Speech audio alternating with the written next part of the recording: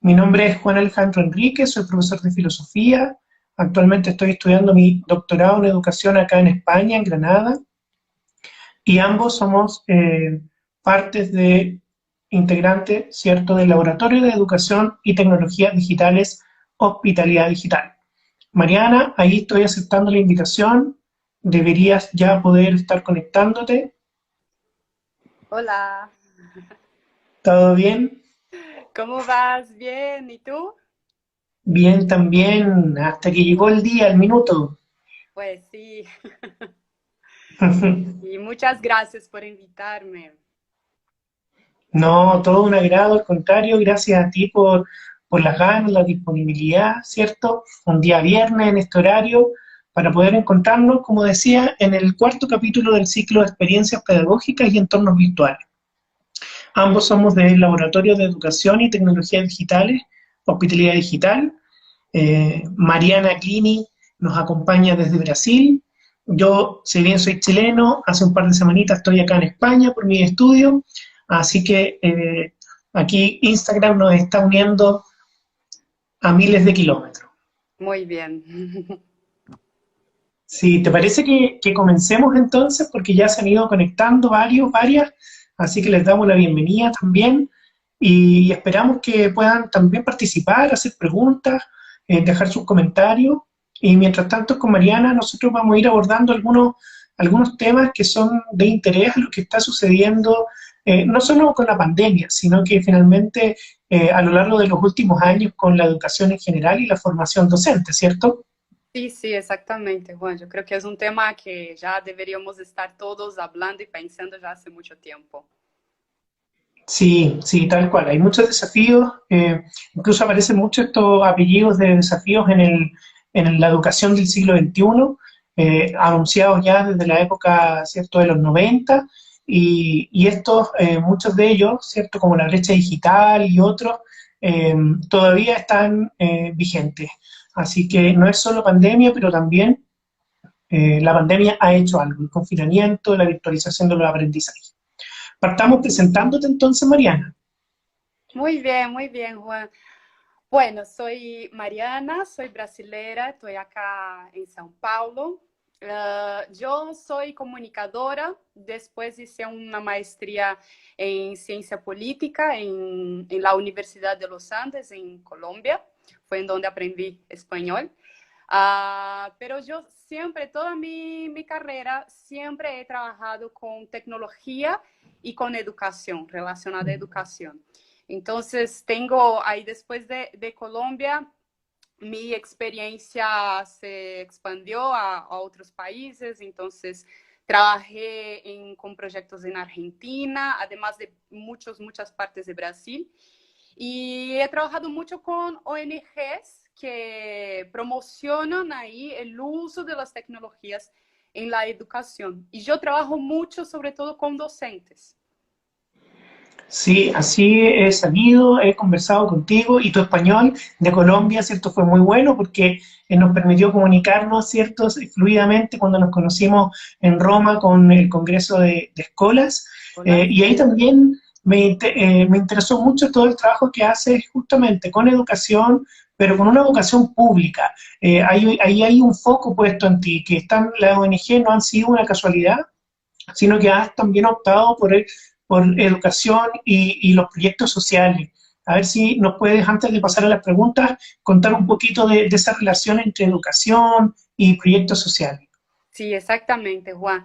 Yo he mucho de mis trabajos de eso, ¿no? Con tecnología y educación fue directo con municipios, muchos municipios de Brasil. Entonces, he viajado, por ejemplo, a municipios en la Amazonía, en lugares así muy pequeños, también muchas ciudades, ¿no? Y siempre, y es muy interesante, como que, como ya trabajo con eso hace 15 años, y si pensamos 15 años en la tecnología es mucho tiempo, ¿no? O sea, si pensamos, bueno, 15 años no es tanto tiempo, pero en la tecnología sí es mucho tiempo. Y me acuerdo que antes nosotros tratábamos de temas con los docentes que eran temas muy básicos y muy puntuales. o sea, relacionando tecnología con educación. Entonces, era, bueno, vamos a usar juegos. ¿Qué tenemos de juegos ahí digitales? ¿Cómo usar juegos digitales con los alumnos? Entonces, eran cosas muy básicas y muy puntuales. Y hoy día ya sabemos que cuando hablamos de tecnología en la educación y tecnología en general, es una cosa mucho más sistémica, ¿no? Que aborda mucho más áreas, ¿no? De conocimiento, no es cosas puntuales. Y a mí me gustaría incluso hacer un paralelo, porque cuando yo empecé a trabajar, ¿no? mi carrera, mi primer trabajo fue en un programa de inclusión digital del gobierno de São Paulo. Entonces, era un programa del estado de São Paulo, o sea, que es grandísimo, que no es solo la ciudad, que es súper grande, sino que el estado entero.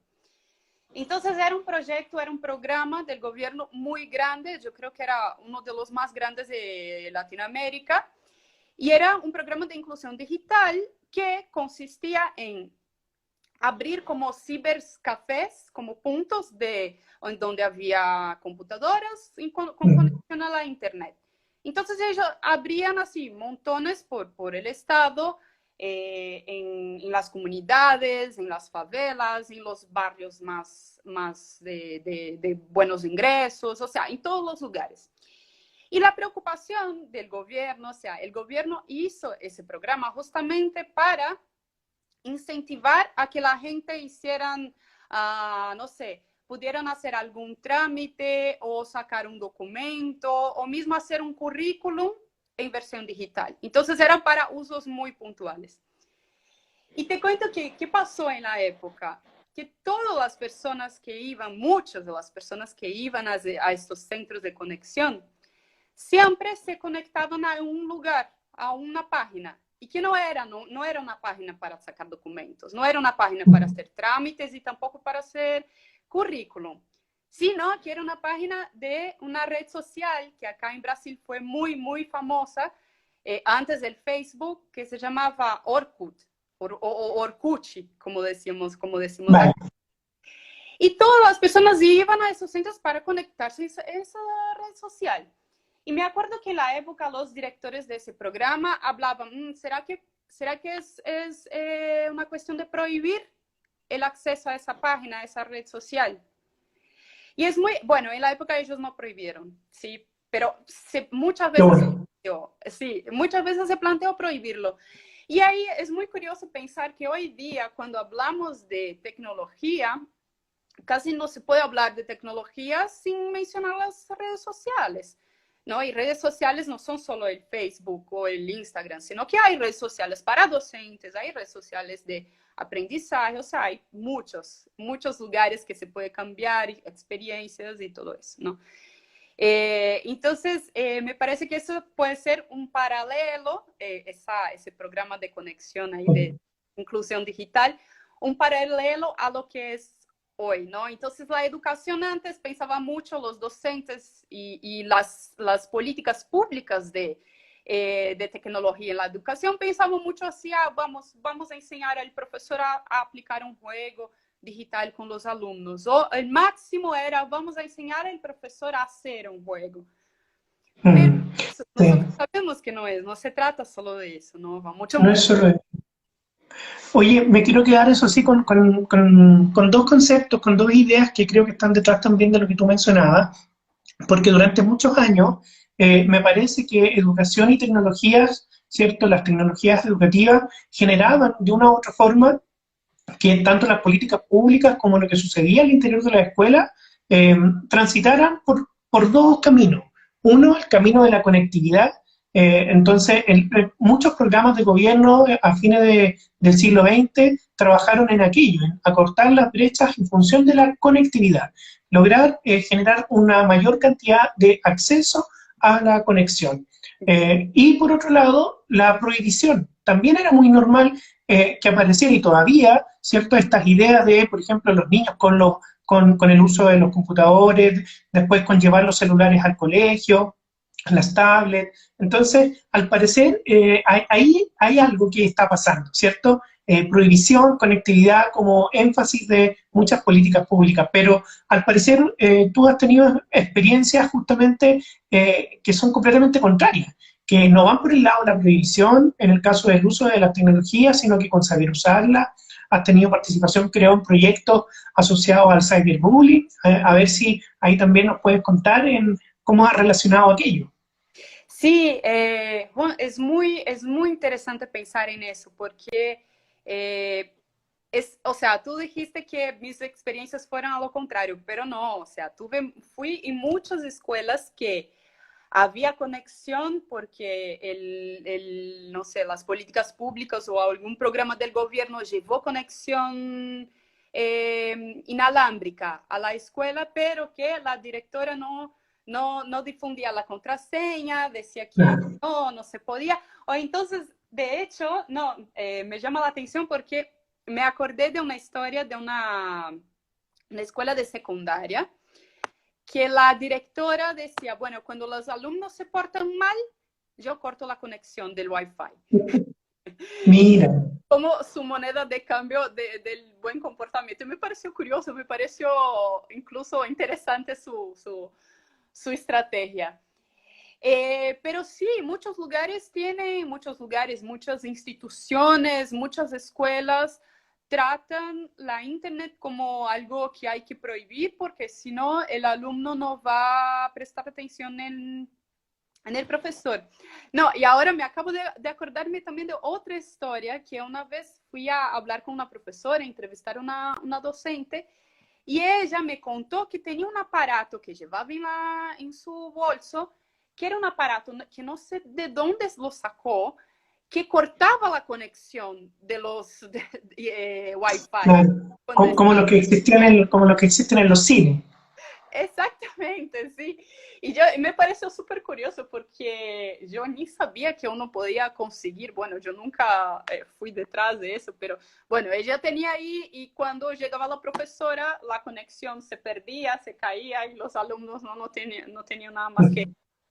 Pero es complicado porque no podemos, tú sabes, no podemos tratar de esa forma las tecnologías y la Internet, sino que tenemos que enseñar a que los alumnos lo utilicen con sabiduría, con parsimonia. Sí.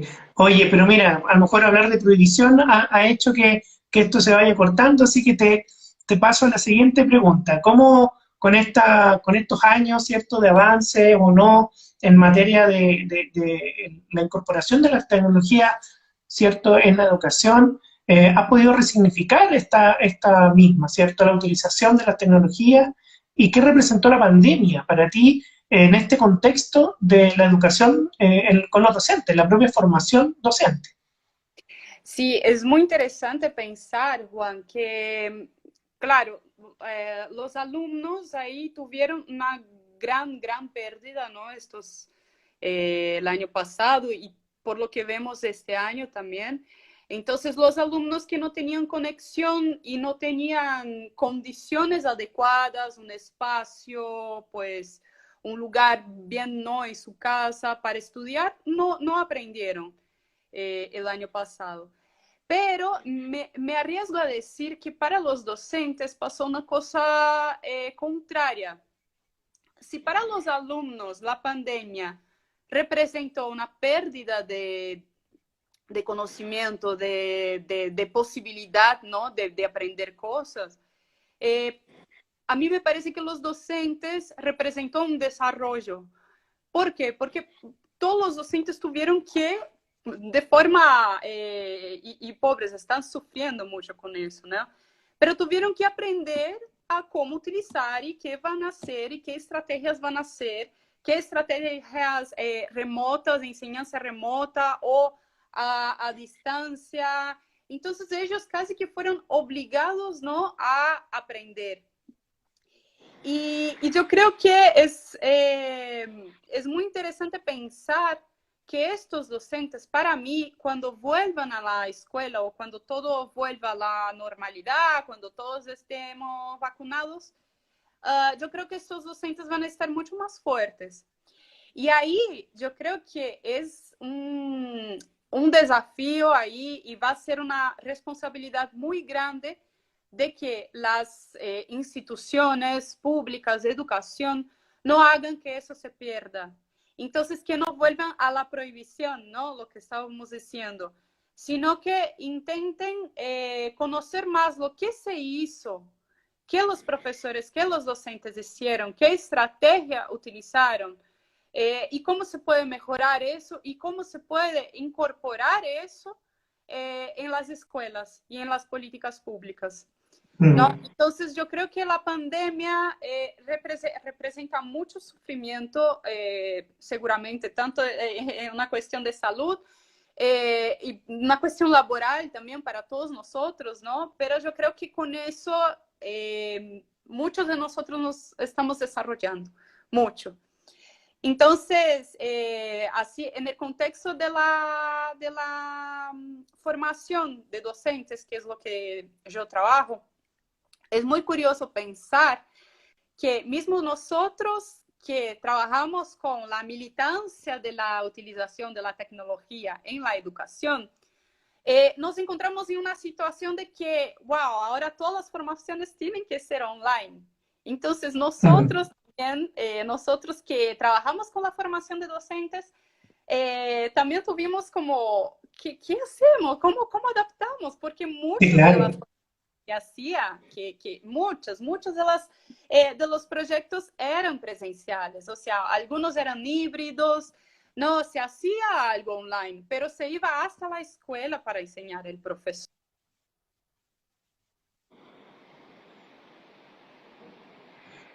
Sí, tal cual, Mariana. Bueno,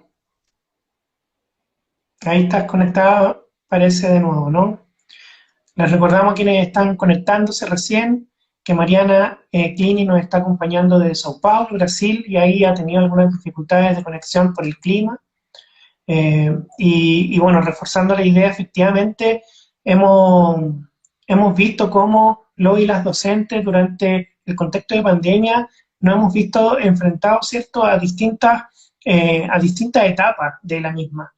¿Cierto? Como esta etapa en donde comenzamos el año 2020 sin saber cuáles eran los rumbos, sin saber hacia dónde íbamos, encontrábamos a veces poco apoyo, a veces más apoyo, dependiendo de la institución educativa, cómo las políticas públicas estaban desorientadas en muchos países, especialmente en Latinoamérica, pero también en Europa, al principio al menos.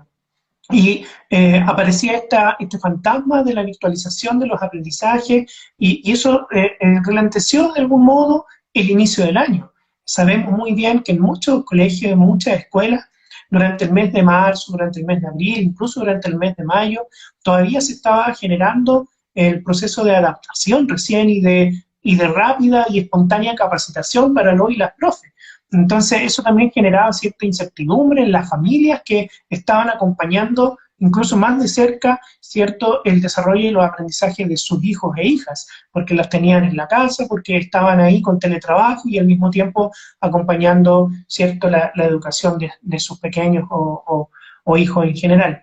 Entonces, también ahí han habido, como decía Mariana, oportunidades de formación y desarrollo para todo el profesorado, pero también han sido momentos un poco más complejos y en donde la brecha digital, que es la que trabajamos en el Laboratorio de Educación y Tecnologías Digitales, ¿cierto? Hospitalidad digital, esta brecha no es que necesariamente haya sido tan acentuada, sino que se visibilizó más, fue claramente más visible para los sectores tanto públicos, privados, civiles, de distintos orígenes y en distintas partes y territorios, porque no es lo mismo la conectividad en algunos países, por ejemplo, como Chile, en las zonas urbanas que las rurales, en el norte que en el sur, o a lo largo y ancho de países tan grandes como Brasil.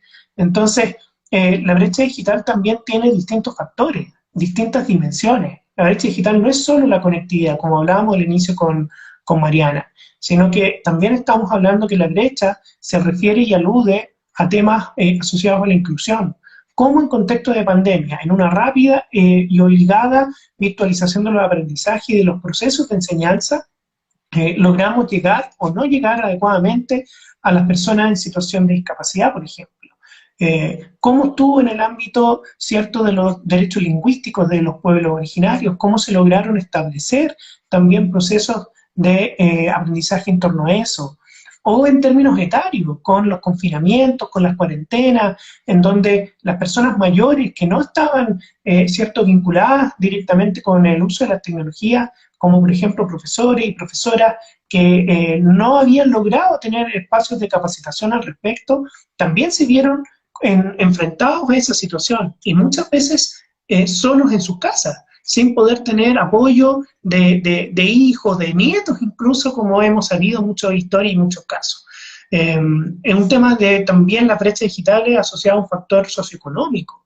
Esa posibilidad de acceder a una mejor fibra óptica o simplemente a una señal, cierto, compartida entre varias personas al mismo tiempo. Así que también la brecha digital asume desafíos en materia de género, como históricamente se ha entendido de que hay ciertas profesiones, ciertos desarrollos y ciertos conocimientos que estaban durante muchos años ligados especialmente, por ejemplo, a los hombres, pero las mujeres estaban pensadas, digamos, en otros desarrollos profesionales y aspectos formativos, por ende. Entonces, la brecha digital también hay que asumirla con una perspectiva de enfoque de género que permita generar las condiciones de equidad tan necesarias. Y así un sinfín territoriales también, lo que decía en un inicio, hay desafíos territoriales, geográficos, en materia de lo que son justamente la brecha digital. Vamos a ver si Mariana logra conectarse nuevamente. Vamos a intentar por cuarta vez. Estaba tratando de abordar algunos temas mientras conectabas. Sí, Juan, es que, bueno, ahí los retos de la conectividad.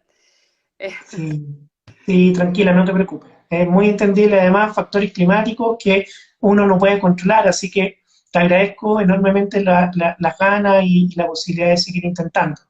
Así sí. que, oye, ¿cómo estamos ahí con los retos en la educación docente hoy? No, Eh, entonces me pareció muy interesante lo que hablabas de la brecha digital, ¿no? Que no, con ese contexto de pandemia, esa brecha se puso más grande. Pero entonces, así, yo no he hecho ninguna investigación científica aún, pero yo me arriesgo a decir que eso pasó al revés con los docentes, ¿no?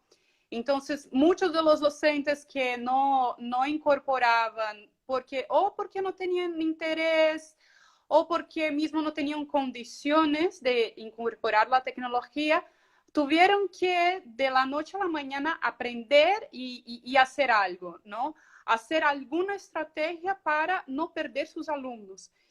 Entonces fue un movimiento ahí de mucho sufrimiento a los profesores, pero yo me arriesgo a decir que también de aprendizaje. Entonces te contaba, ¿no? De las formaciones de docentes que por más que el tema de las formaciones era tecnología en el aula y en la educación, nosotros íbamos y hacíamos presencial, en formato presencial. Y ahí vino la pandemia y tuvimos que adaptar también las formaciones de docentes.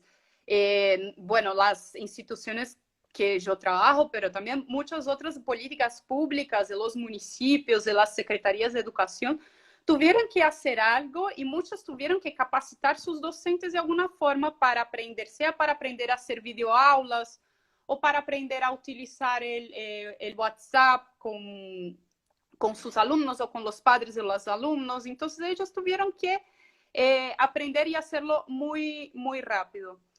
Y una cosa que he escuchado mucho en esos proyectos que yo participé el año pasado era, bueno, pero no sé si los profesores tienen condición de acompañar una formación online, porque ellos no saben conectarse, no van a lograr acompañar.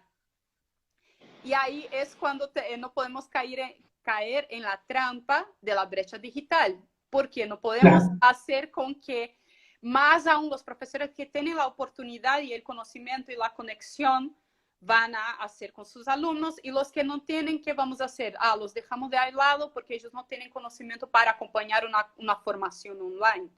No, no, tenemos que, al revés, tenemos que trabajar para que ellos aprendan. Entonces, una cosa que siempre yo decía era, bueno, muchos, ¿no? De esos que invertían en esas, que invierten en estos programas de capacitación, decían, no, los docentes no tienen capacidad de acompañar una clase por Zoom, o no tienen capacidad de hacer un mural virtual o hacer alguna herramienta. Y yo, bueno, no tienen capacidad, pero es para eso que estamos haciendo, ¿no? Es para eso que no es en la primera clase que los profesores van a acompañar muy bien una formación, sino que es una construcción de a poco, ¿no? Entonces no podemos dejar de al lado el profesor solo porque él no sabe, solo porque él nunca se conectó en un aula, una clase virtual, solo porque él nunca hizo un curso a distancia. No podemos dejarle al lado, sino que también tenemos que traerlo, ¿no? Y que para sí vamos a desarrollar algunas competencias que van a ser muy, muy importantes para ese profesor cuando vuelva a la escuela con sus alumnos adelante, ¿no? Más adelante.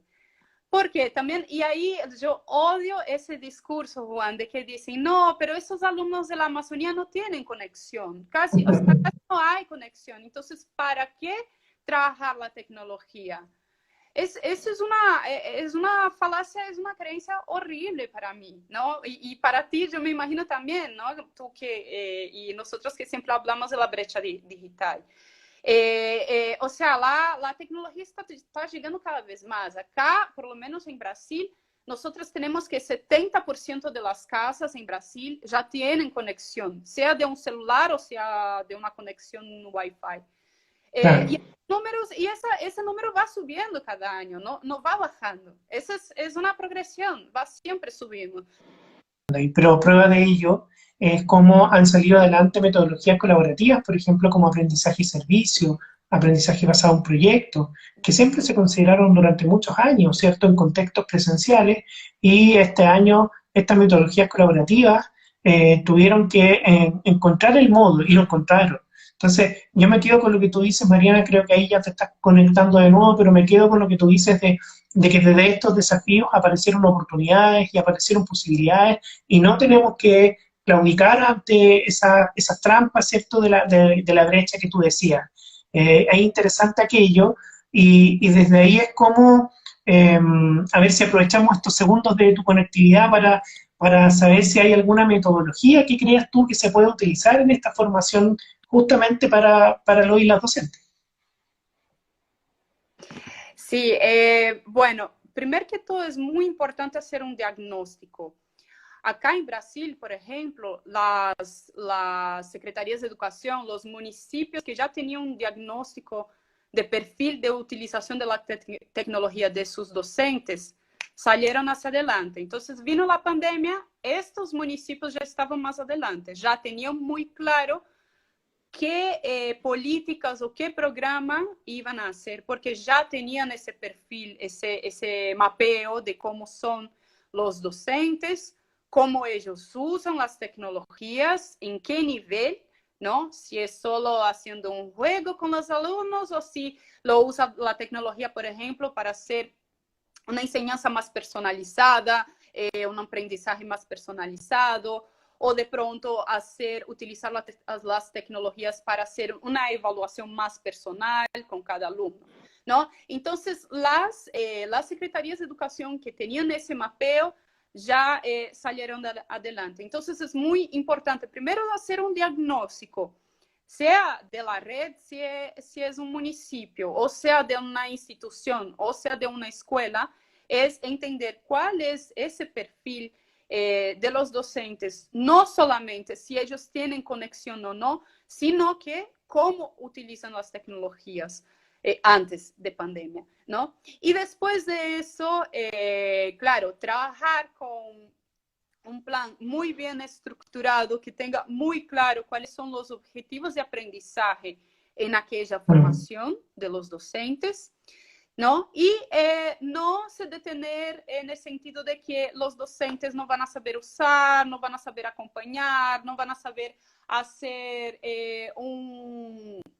un documento compartido, por ejemplo, en el Drive de Google, o no van a hacer. Entonces, no empezar con la idea de que no pueden o no tienen conocimiento, sino que, bueno, no tienen conocimiento, entonces vamos a insistir a que aprendan, ¿no? Es así las cosas, es así la formación es para eso, es para que aprendan.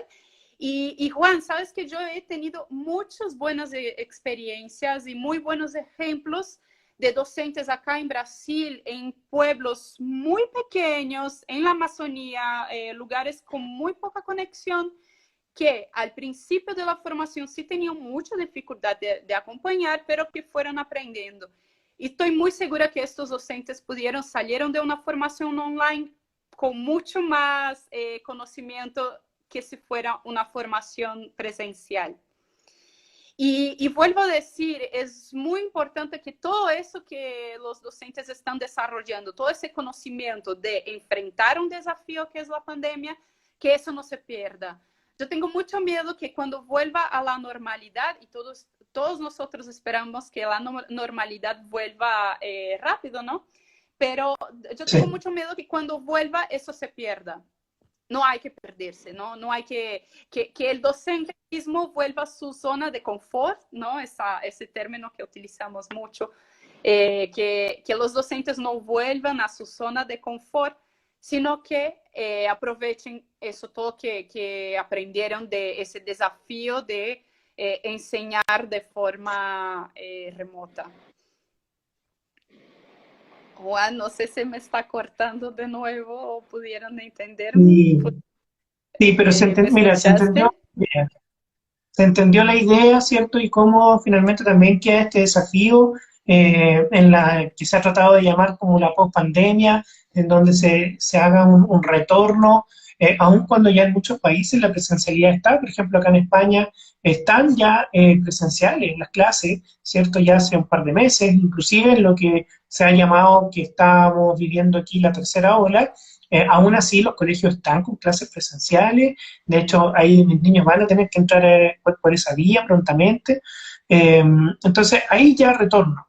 Pero por otro lado, y en otras partes, cierto, del mundo, está muy fuerte el concepto de educación híbrida y de cómo ya se han ido adaptando las aulas, las conexiones para poder estar tanto presencial como en línea con aquellos y aquellas que no pueden asistir todavía, dependiendo de las condiciones sanitarias en las que se encuentre ese territorio. Y por otro lado, también sabemos que van a pasar un par de años, esto no se va a terminar, ¿cierto?, en un semestre, ni una vez que lleguen todas las vacunas, van a seguir dándose de una u otra forma estos desafíos. Así que interesante lo que planteas de que no perdamos, ¿cierto?, en esta llamada post-pandemia que no sabemos cuándo va a llegar, pero que no perdamos estas oportunidades que tuvimos de aprender el uso de las tecnologías para el beneficio de los procesos de enseñanza y aprendizaje. No se trata de abolir lo presencial en ningún caso, todo lo contrario, sino que cómo reforzar aquello que se hacía antes y transformarlo, resituarlo y poder entonces canalizarlo hacia estos objetivos que todos tenemos.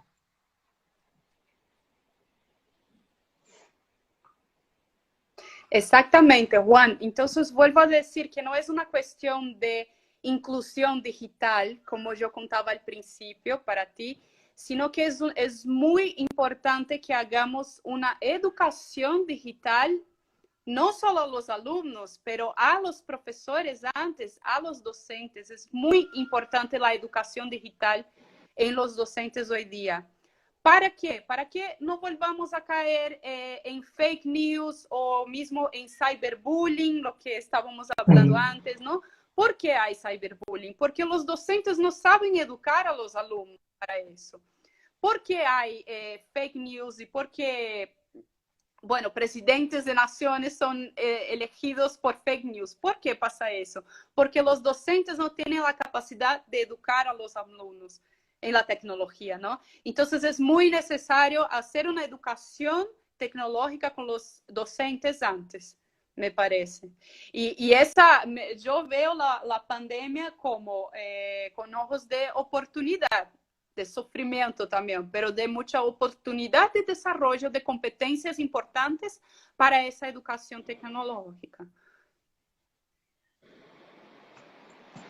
Sí, sí, de todas maneras. Ahora, sí, sí, claramente está ese desafío en la formación de los y las docentes, también lo está en justamente en quienes lideran las políticas públicas y también en las familias. Entonces, me parece que esta educación digital y este desarrollo de competencias y habilidades en esta materia tienen que ser lo más transversales posible para que se logre el cumplimiento del objetivo. O sea, claramente sabemos que es el profesorado el que se lleva con mayor fuerza, digamos, este trabajo, eh, pero de una u otra forma no puede sino hacerse con que toda la sociedad esté detrás también, fortaleciendo estas medidas y estas políticas. Así que estoy de acuerdo contigo que hay un desafío importante desde esta mirada de oportunidad de formar y capacitar en el uso de las tecnologías digitales a todos y todas quienes puedan necesitarlo o de una u otra forma están en los entornos de nuestros niños, niñas y adolescentes, ¿cierto? O de incluso de los y las jóvenes en las universidades o en la educación superior. Ahí también hay un desafío en la formación inicial docente, en las facultades de educación, hay un desafío en las universidades e institutos y centros de formación técnica en general también, porque finalmente este es un cambio de era. La era digital la estamos todavía viviendo en su transformación y la pandemia lo ha visibilizado y lo ha graficado más todavía. Exactamente, Juan, es muy importante eso y involucrar también otros actores, como tú mismo dijiste, las universidades, las familias también. Entonces yo veo muy necesario. La tecnología no es más una cuestión de inclusión digital, es una cuestión de educación digital. Ya pasamos de la etapa de inclusión digital, ya es educación digital, me parece. Sí, sí, súper buena cuña esa, de todas maneras. No es más de inclusión digital, sino más bien de educación digital. Me parece que es así como podemos ir cerrando un poquito este live, ¿cierto? Que ha tenido dificultades de conexión. Yo no sé si ojalá puedas todavía dar a lo mejor algún último mensaje antes de perder la conectividad. Sí, Juan, bueno, antes de que pierda la conectividad de nuevo, me parece que o sea, es muy necesario que todas las instituciones y las instituciones públicas principalmente puedan hacer un otro diagnóstico de sus docentes después de esa pandemia o mismo ahora después de un año de pandemia, que ellos puedan hacer un diagnóstico. Es muy importante siempre hacer diagnósticos, siempre hacer investigaciones para monitorear ahí la brecha digital de los docentes, además de la población, ¿no? Sí, muy de acuerdo. Sin diagnóstico no hay decisiones que se tomen, digamos, de forma asertiva, eficiente, efectiva también. Así que los diagnósticos son súper relevantes para una planificación adecuada, para una Exacto. incorporación, sí, claro, una incorporación de políticas públicas o de acciones formativas para el cumplimiento de los objetivos. Así que te agradezco mucho, Mariana. Muchísimas gracias ahí por la invitación y estoy ahí dispuesta a lo que necesites también, otras lives y compartir ideas. Es siempre muy interesante y muy rico. Vamos a encontrarnos prontamente en algún quinto capítulo de este ciclo de experiencias pedagógicas y entornos virtuales. Pueden seguirnos en nuestras redes sociales de no solamente Instagram, sino también en Facebook, en el canal de YouTube también que tengo donde está la lista de reproducción del laboratorio y en el sitio web www.hospitalidaddigital.cl.